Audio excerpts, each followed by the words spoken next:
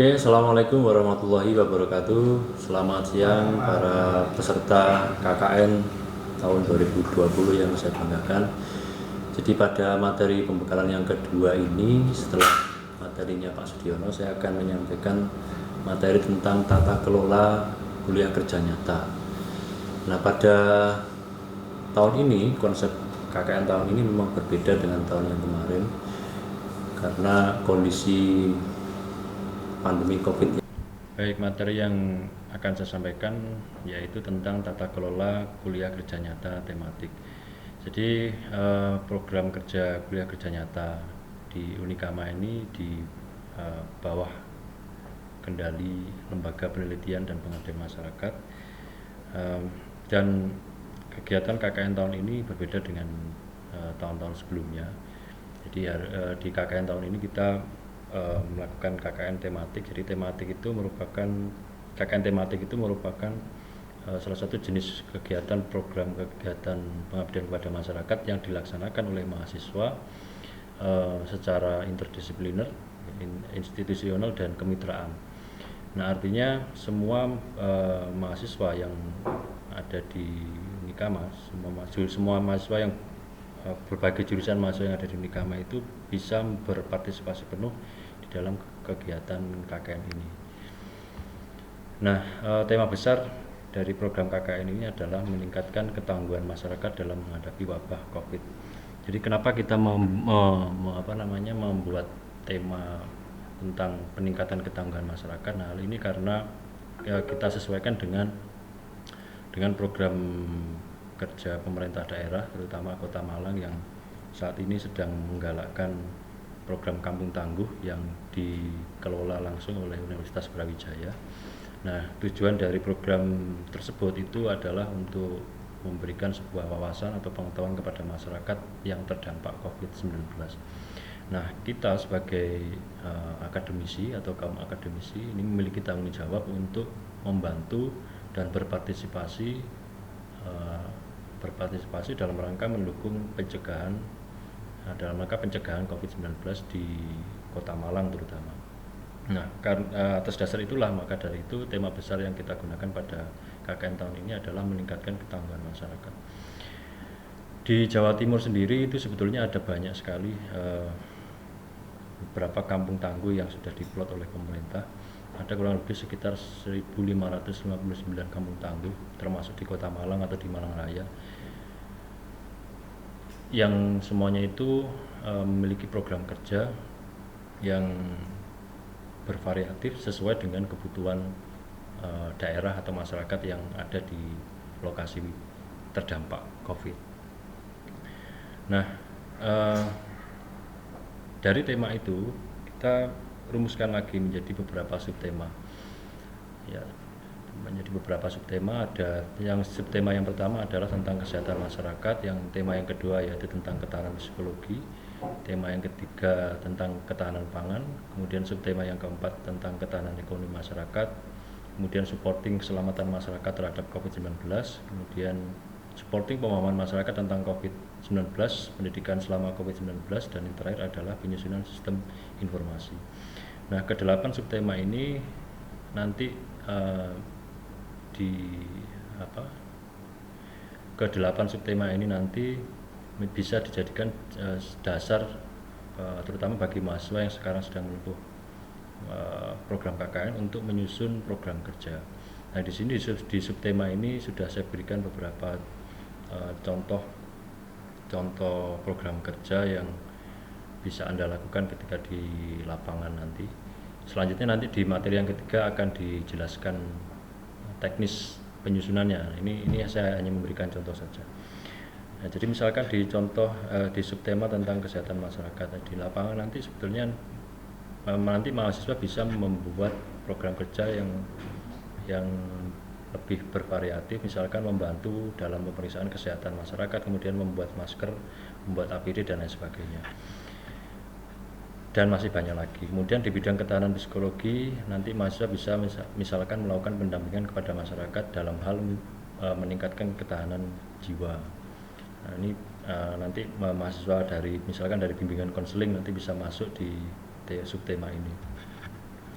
Kemudian misalkan program kerja yang ada di subtema ketahanan pangan, nanti mahasiswa bisa membuat program kerja seperti pendataan kebutuhan logistik, kemudian pengembangan ketahanan pangan lingkungan dengan membuat warung hidup, apotek hidup, atau ketahanan pangan lestari. Bisa juga membuat atau menyusun program kerja tentang pembuatan pupuk organik dan lain sebagainya. Kemudian yang keempat, contoh program kerja yang bisa Anda lakukan di subtema ketahanan ekonomi masyarakat antara lain misalkan mengembangkan wirausaha online, membuat sistem lumbung pangan, dan sebagainya.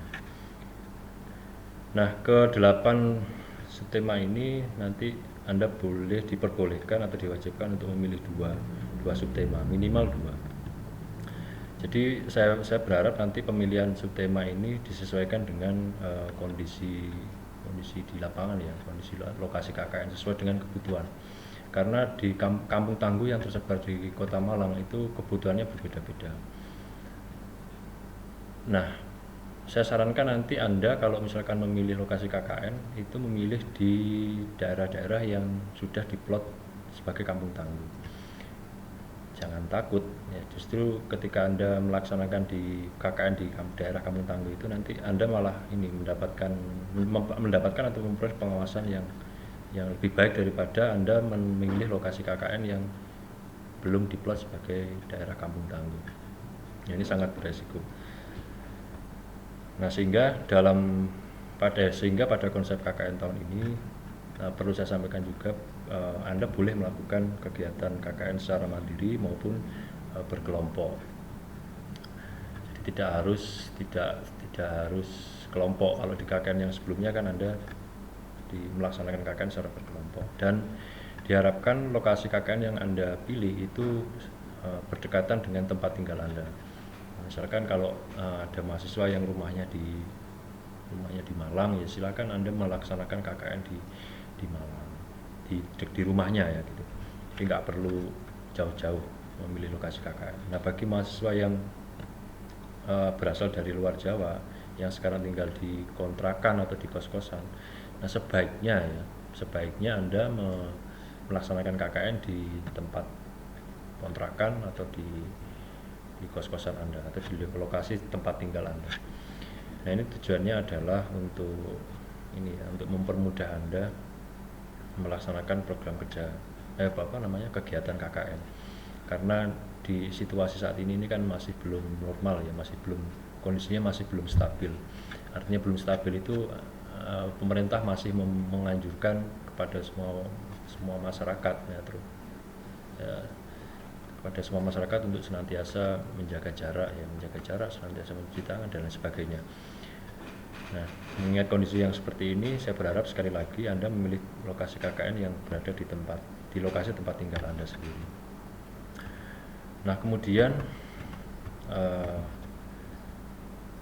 sasaran program KKN Unikama saat ini itu setidaknya ada tiga sasaran utama. Yang pertama adalah masyarakat yang berada di lokasi sekitar mahasiswa tinggal yang berstatus ODP atau masyarakat yang terkena dampak. Yang kedua, masyarakat umum itu adalah masyarakat yang tidak terkena dampak sosial ekonomi.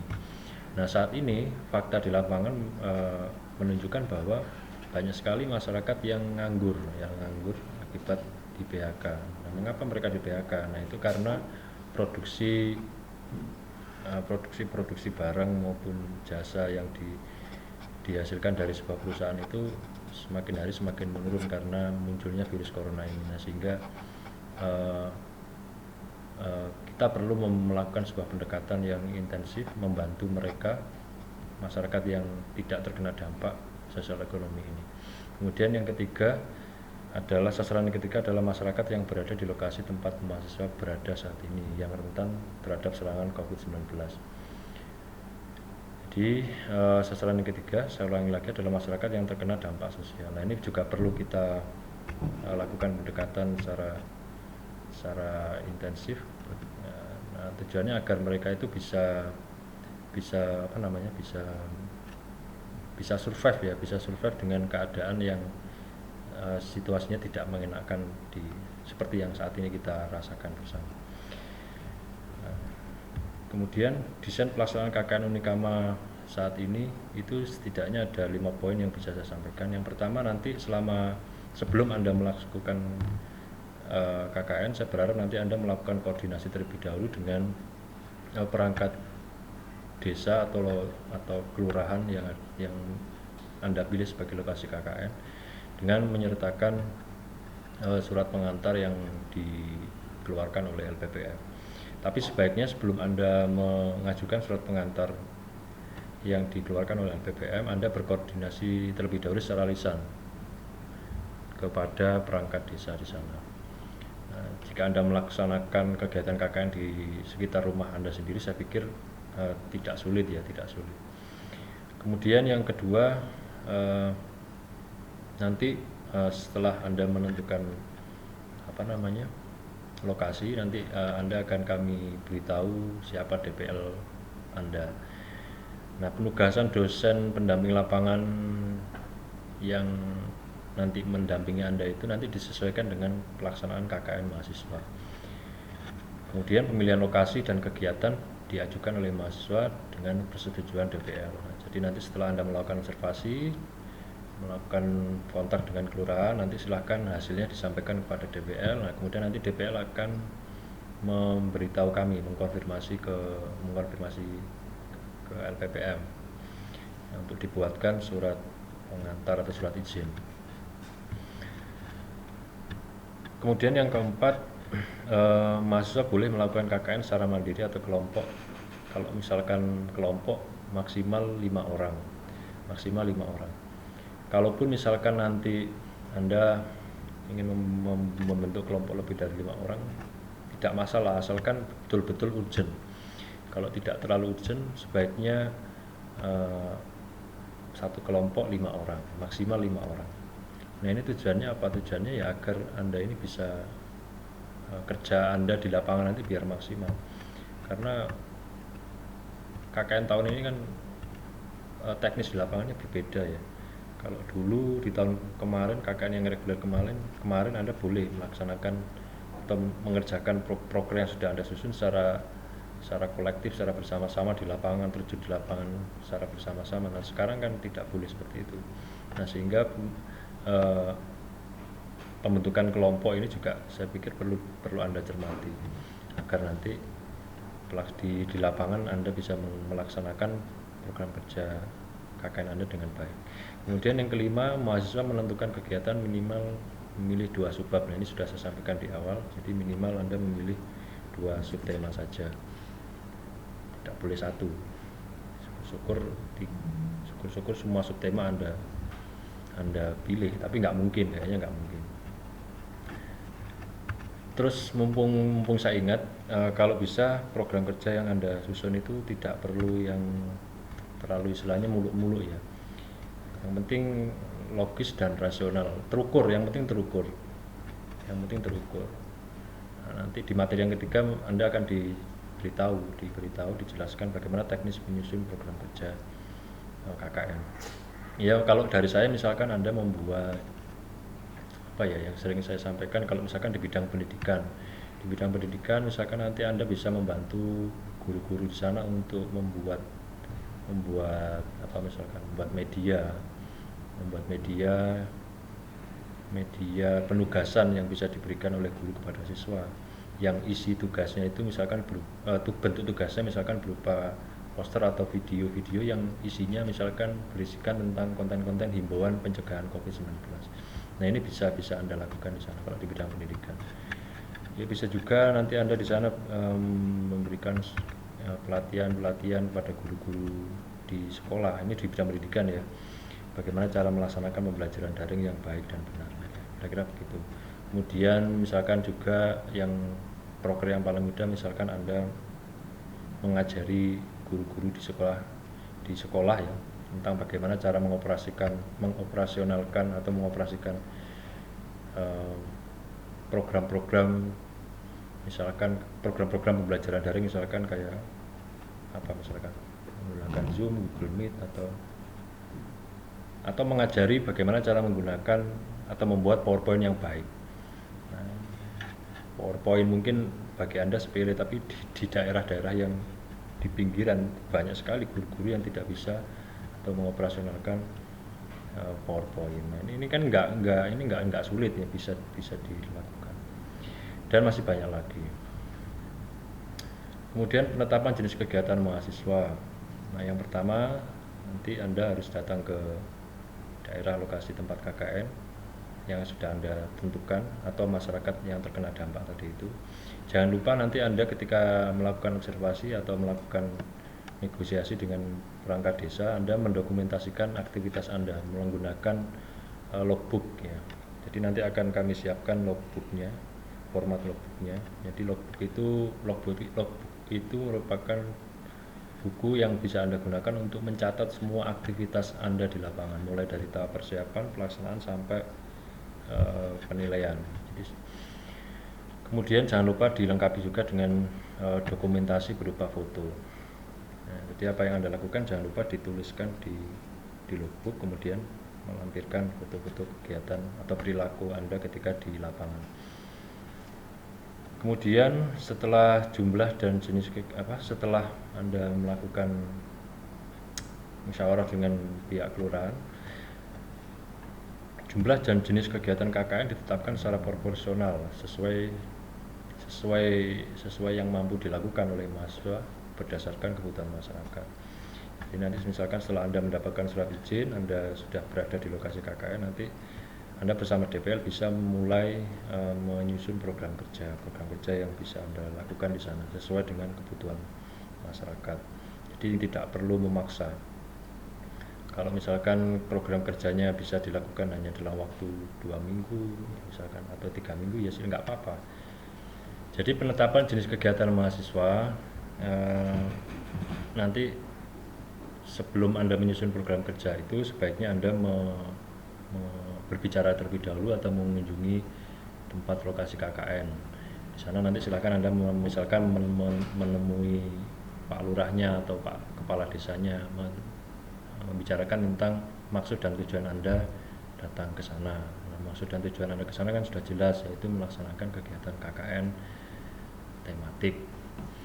Nah, ketika Anda berkunjung di kelurahan atau di kantor desa di sana, nanti jangan lupa semua aktivitas atau semua pembicaraan yang kalian kalian bicarakan nanti ditulis di logbook. Jadi semua aktivitas Anda nanti selama Anda melakukan observasi nanti dicatat di logbook, dan jangan lupa menyertakan dokumentasi berupa foto pelaksanaan atau kegiatan Anda di lapangan. Kemudian yang kedua, jumlah dan jenis kegiatan KKN yang Anda susun itu sebaiknya sesuai dengan kebutuhan mahasiswa. Nah, itu artinya proporsional. Kemudian yang ketiga, nanti setelah Anda berkoordinasi dengan perangkat desa, kemudian Anda menyusun program kerja, baru yang ketiga adalah menyampaikan berbagai bentuk bantuan atau kegiatan kepada masyarakat bersama masyarakat lain, atau bisa juga dilakukan secara mandiri. Oke, jadi teknis kegiatan KKN Unikama saat ini nanti bentuk KKN-nya yang pertama adalah nanti Anda silakan. Yang pertama adalah diskusi dengan tidak mengumpulkan lebih dari 5 orang. Kemudian yang kedua, praktek membuat teknologi tepat guna sesuai kebutuhan. Kemudian melakukan forum focus group discussion. Kemudian jangan lupa nanti luaran KKN-nya ada luaran wajib dan luaran tambahan. Luaran wajibnya antara lain ada soft file laporan, kemudian publikasi kegiatan KKN di media massa, kemudian video kegiatan, laporan kegiatan KKN secara daring kepada DPL. Nah, untuk publikasi di media massa, Anda diperbolehkan mengirim tulisan Anda atau karya Anda di media massa apapun, tapi sebaiknya Anda mempublikasikan karya atau produk KKN Anda atau luaran Anda pada media-media yang sudah kami rekomendasikan. Nanti bisa langsung menghubungi Humas ya. Kurang lebih ada dua media yang sudah berlangganan dengan Unikama, ada Ya nanti aja ya, nanti Anda langsung tanyakan ke DPL, langsung ke DPL saja. Kemudian ada juga selain luaran tambahan, Anda juga punya kewajiban untuk menghasilkan luaran tambahan. Luaran tambahan itu, nah luaran tambahannya bisa berupa publikasi di jurnal, kemudian publikasi di media massa, kemudian menjadi pemakalah di forum ilmiah, kemudian bisa juga berupa hak kekayaan intelektual, kemudian bisa juga produk yang terstandarisasi maupun yang tersertifikasi, bisa juga berupa buku maupun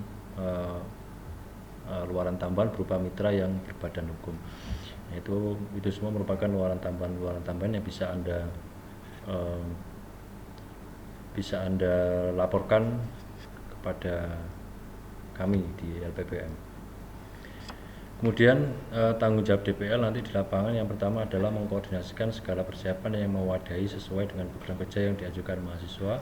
Kemudian tanggung jawab yang kedua adalah melakukan pengawasan secara daring atas keterlaksanaan program kerja yang sedang dan telah dilakukan mahasiswa yang dibimbing. Kemudian yang ketiga adalah minimal melakukan pertemuan 2 kali secara daring kepada mahasiswa yang dibimbing. Nah, untuk tugas-tugas DPL ini nanti informasinya akan kami sampaikan melalui web kami di LPPM. Demikianlah materi pembekalan tentang tata kelola yang bisa saya sampaikan. Kurang lebihnya saya mohon maaf. Terima kasih. Wabillahi taufiq wal hidayah. Wassalamualaikum warahmatullahi wabarakatuh.